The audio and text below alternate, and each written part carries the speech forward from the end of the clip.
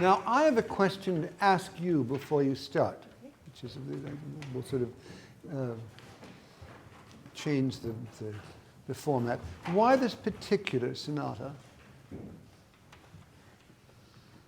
and not another? Do you like this one particularly? Well, that's kind of what we were working on at the time, so.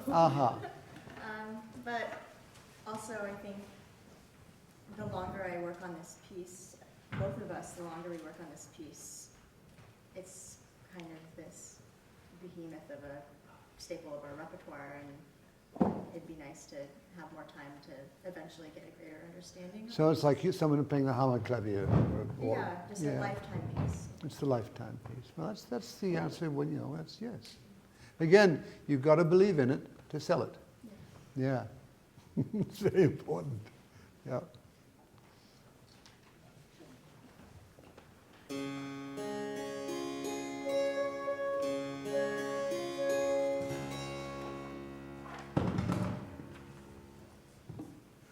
Have you just graduated to the Baroque flute, or did you play modern flute before? Yeah, I have played modern flute right up until coming to Juilliard. Why don't you tell us about your perceptions physically and mentally about changing from one instrument to the other?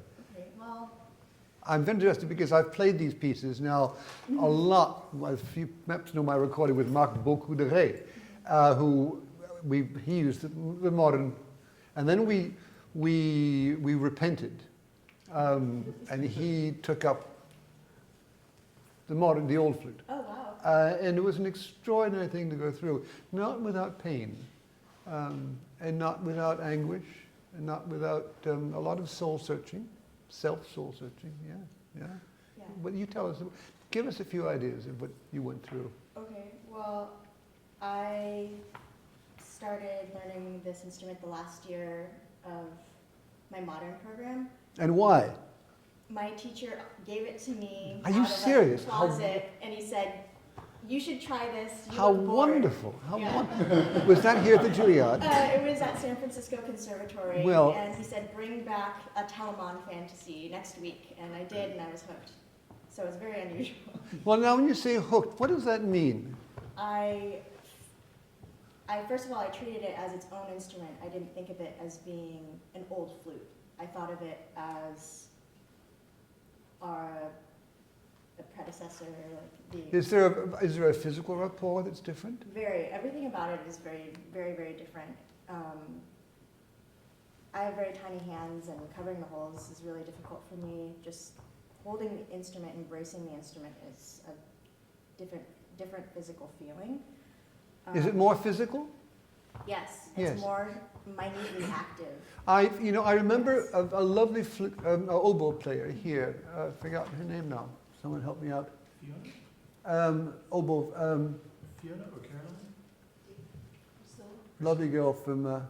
Anyway, she said, I have the sense that this instrument is a part of me physically. Absolutely. And I thought that was an extraordinary thing to say. She said, when I'm playing the modern oboe, it's like I'm at the wheel of a very fast car, and I can go very fast on some enormously straight autoroute, Sure. And she said, this flute is part of me where I'm sort of actually, yes, I'm expressing myself with a part of my anatomy, which I thought was an extraordinary thing to say. Yeah. Yeah, I agree. Rather nice to think about. Mm-hmm. Yeah.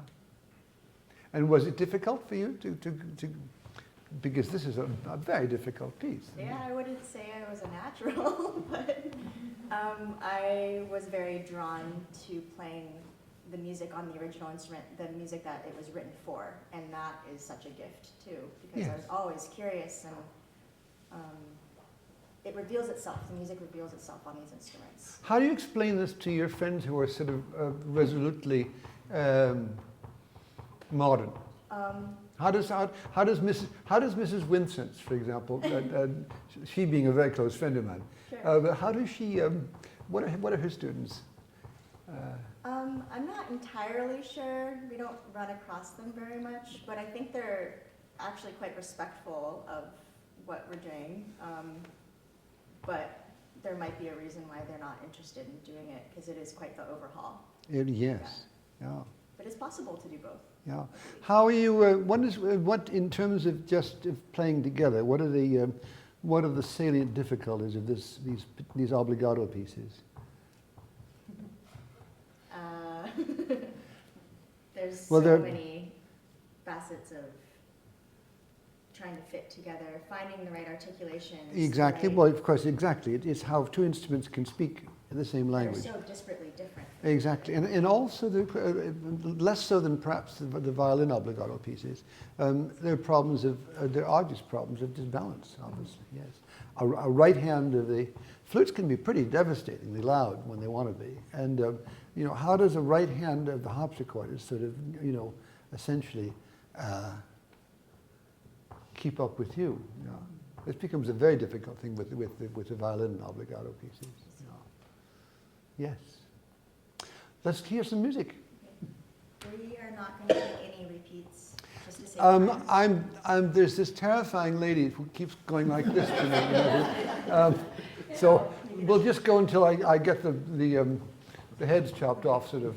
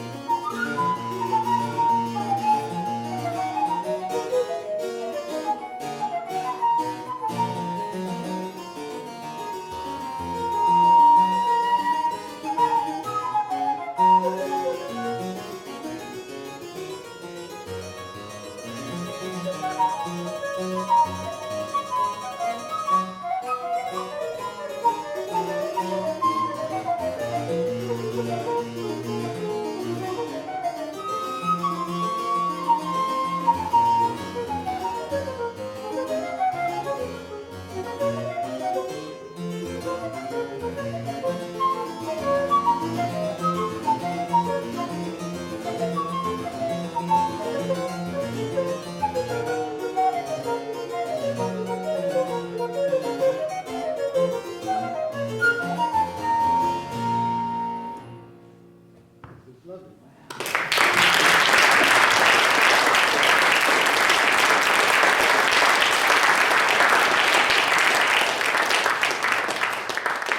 see, we could have had repeats, frankly. Yeah. These pieces, I think, they're a bit like many of these binary forms, which is the most prevalent form of musical writing. You repeat the first part and then you repeat the second part. Binary. You stop to think about the hundreds of pieces of Couperin or Bach or any of the Baroque composers. If they're not really played with the repeats, they become oftentimes miniature pieces. Pieces that they just don't develop the way I think they should.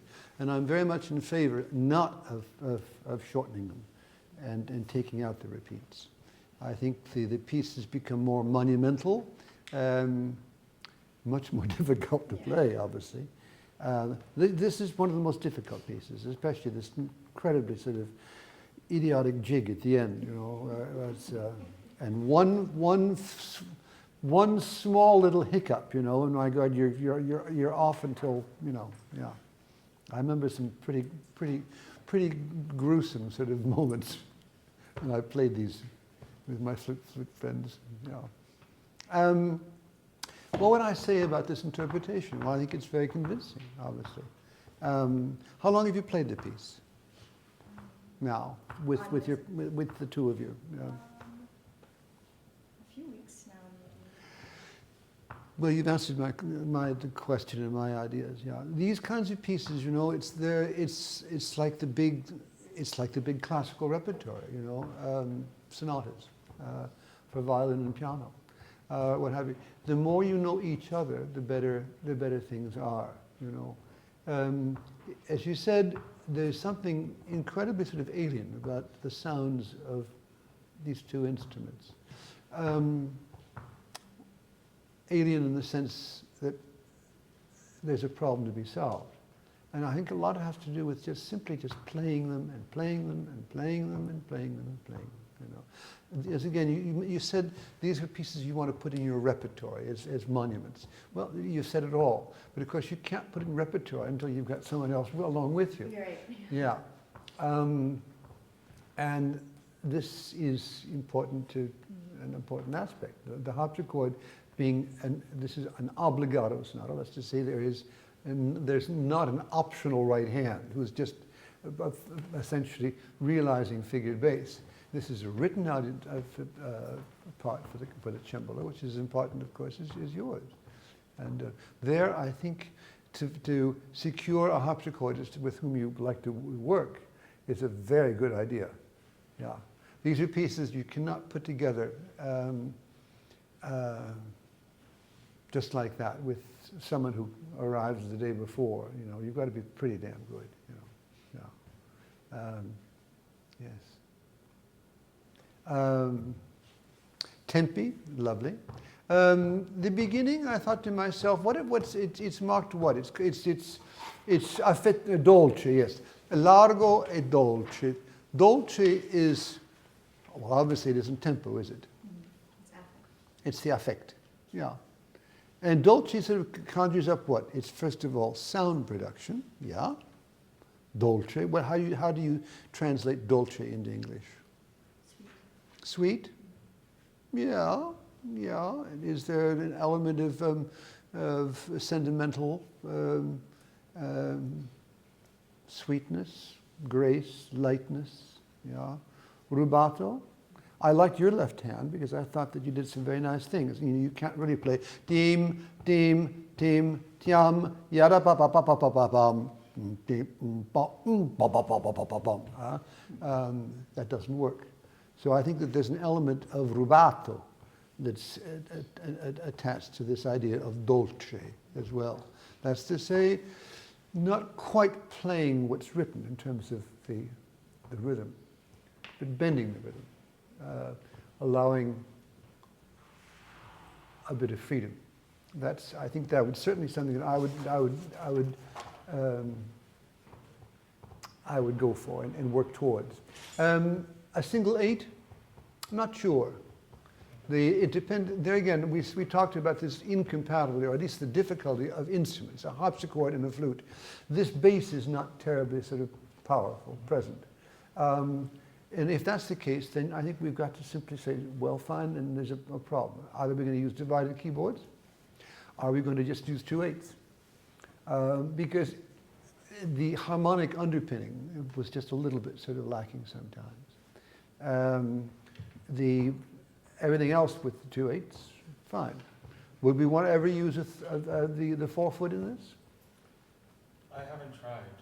Well, the thing is, I think these pieces have to be everything. It has to do with the instrument, you know.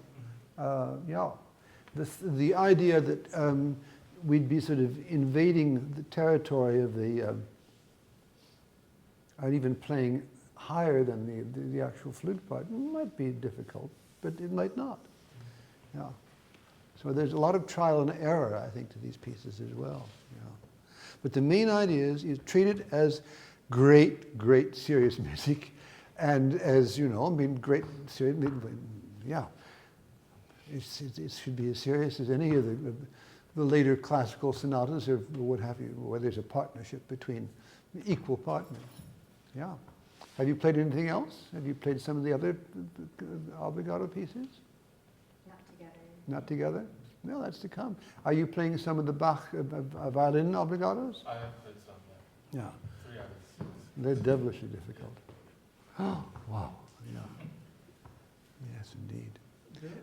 Well, I think I'm about to I'm just curious, just a question about the slow movement. Were they to repeat it, which we actually would have time for them to play it again if you wanted? well, I mean, the more music we can hear, the better off we are, I think, yes. What would you consider, how do you feel about ornamenting for something like this? I think that At this level of complexity? almost all the youngsters that I'm working with now, who have now gone through, 3 or 4 generations of what we went through, being the second or third, instinctively ornament.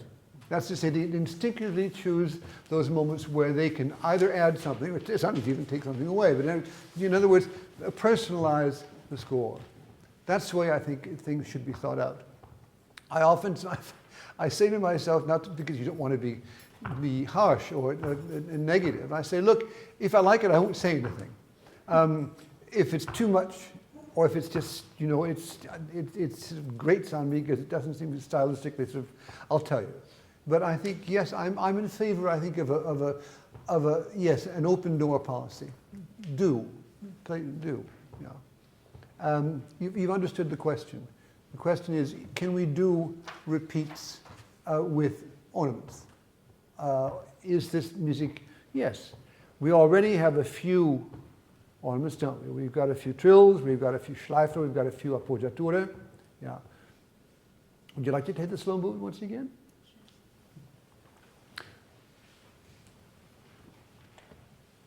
Would you like me to? I think what Robert would like to hear would be AA and BB. Yes.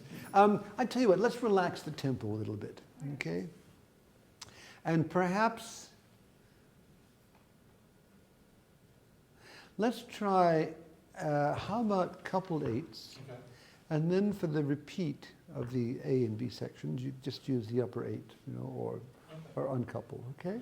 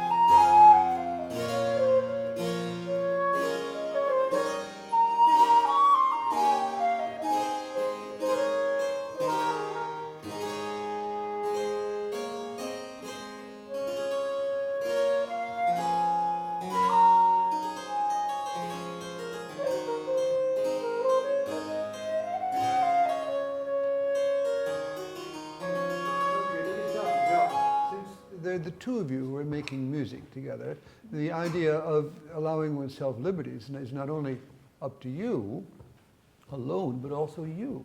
What can you add, for example, that will just simply, first of all, what is a measure like 5 or 6 or 7 or 8? What is that? That simply could have been figured, couldn't it? Yeah, yes. Do we have to play all those notes? Not necessarily. We certainly don't, no. What we have to play, of course, is the actual, the written out sort of, the obbligato stuff. So let's hear, why can't you add it? You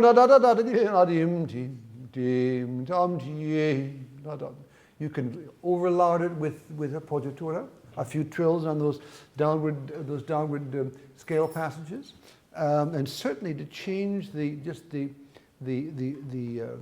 accompaniment figures of 5, 6, 7, and 8. Yeah. That's going to immediately sort of trigger off something with us. Ah, yes, he's taking himself out of the score and he's giving us something which is him rather than the score, which of course is nice to hear. So, repeat of the B, the A part.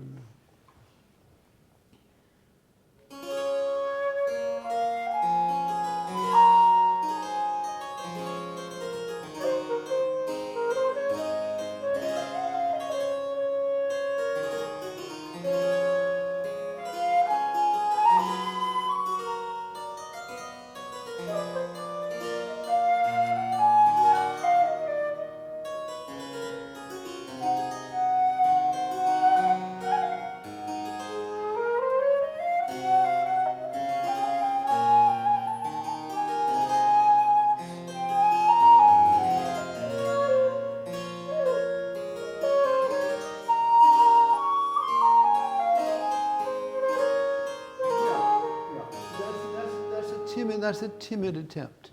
But I think you could be essentially far more sort of a partner in just essentially changing the allure of the second half, the time through. Yeah. Could be much freer. What about you? Again, I think, yes.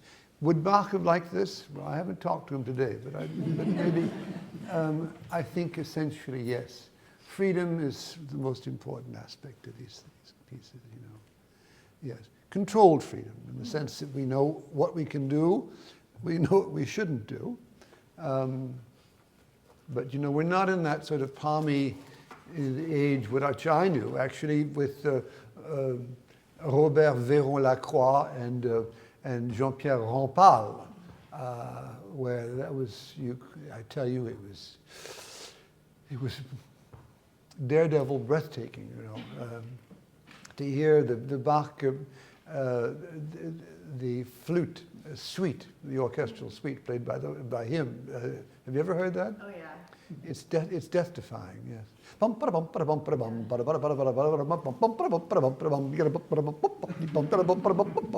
Yeah, totally unmusical, but exhilarating. Yeah.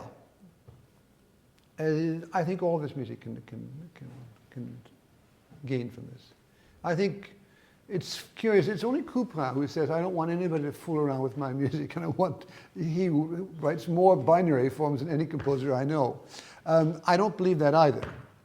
In my heart of hearts, I'm sure that if I leave a trill out, or if I add a particular sort of porte de voix, he's not going to complain, So yes, I think I would give you my blessing to him, certainly. And certainly Robert would too. Are we supposed to stop on the button? Are you going to pull the and I'm going to disappear down? Okay. Thank you very much. All I can say is that it's a joy to come to this institution and hear pieces that have sometimes been worked for a few days. You say this is a couple of weeks work? Yeah. Chloe, is she there? How long did it take you to get the books together? We've had it for Sorry? We've had it for a few weeks. Yeah. And our first group? We had it also for a few weeks as well. Yeah, well, I mean, this is very, very impressive, Yeah. Are we called upon to do things in very short order? Yes. we are, you know. We sure are. The professional world is sometimes a world that's very impatient. You get a call and, yeah, can you hustle up a Bach program for, you know, in a couple of days' time? Yes, that does happen, you know. And that, in a sense, is one of the definitions of being a professional, I suppose. Replying and responding to delays that are very short. You know, I remember what Joe Polisi said in 2007. He said, you know, we've been amiss in the sense that we're supposed to be training musicians to be professionals, which means, as he said, to make money out of what they do. And he said, if we can't supply professionals for certain varieties of repertory, namely, he was talking about Baroque repertory, then we're not doing our job properly. Because this is music that's listened to, and people pay money to hear it, you see. It's part of repertoire, and it's going to be part of repertoire forever and ever now. This is very encouraging, you know, that you can pick up a sonata of Buxtehude, or a quartet of Telemann, or an obligato sonata for flute, and get it properly prepared in a couple of weeks. And it'll stay with you now. Yeah, yeah. Very impressive. Thank you very much.